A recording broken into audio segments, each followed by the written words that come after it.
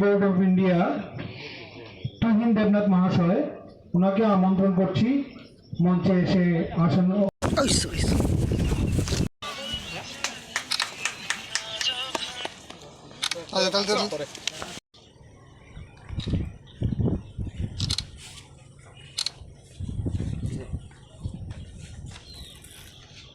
ছিল ইংরেজিতে ছিল অনলি ওয়ান আর্থ, মানে একটাই মাত্র পৃথিবী। এইবারের স্লোগান হচ্ছে বা থিম হচ্ছে অনলি ওয়ান আর্থ, পৃথিবী মাত্র একটাই পৃথিবী। মানে কি?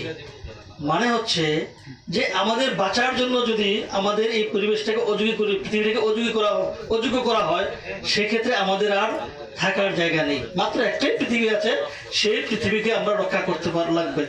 এবং সেই পৃথিবী বলতে আমার দ্বারা তো এন্টায়ার পৃথিবী সম্ভব না, কিন্তু আমার যে পার্টটা আছে সেটাকে রক্ষার দায়িত্ব আমার। পরিবেশ মানে কি, আমরা যেখানে আছি, আমরা চারপাশে যেইগুলি আছে, জল, বায়ু, মাটি, এইগুলিকে রক্ষা করার দায়িত্ব আমাদের।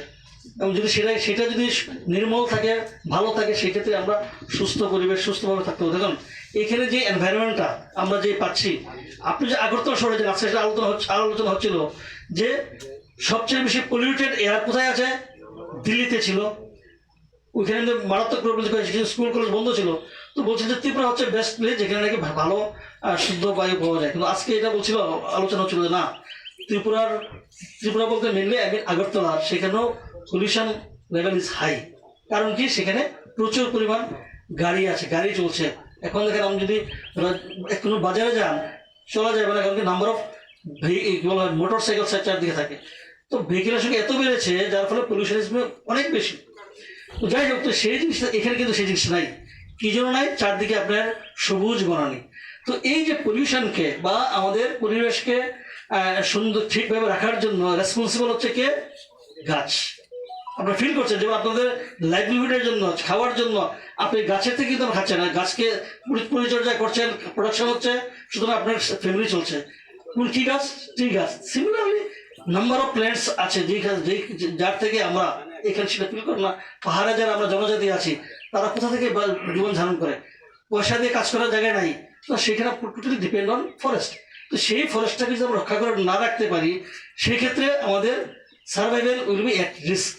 এবার তো ধরুন আমরা নিজের ক্লাস থেকে পড়াশোনা করি যে কি হয়, আমরা শ্বাস প্রশ্বাস কথা বলতে আপনাদের এখানে এসেছি যে আপনাদের সবাইকে ধন্যবাদ।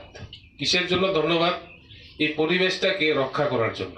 আপনারা হচ্ছেন এখানে যে চা শ্রমিকরা আছেন, শিল্পে জড়িত আছেন, তারা সত্যিকারের পরিবেশ বন্ধু।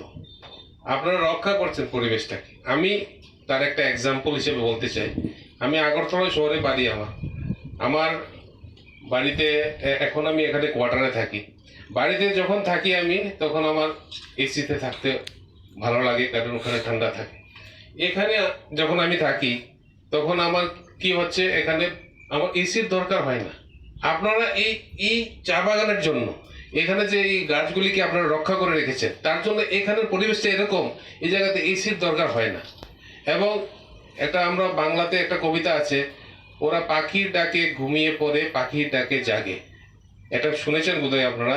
আমরা একটা কবিতা শুনেছি যে ধনধন্যে পুষ্প ভরা আমাদেরই বসন্ত ধারা।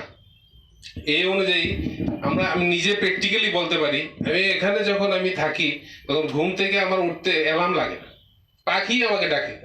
এত পাখি এখানে যে পাখির ডাকি আমি উঠি। তার জন্য এটা কিভাবে বাস্তবিত হয়েছে? আপনাদের জন্য। আপনারা যারা এখানে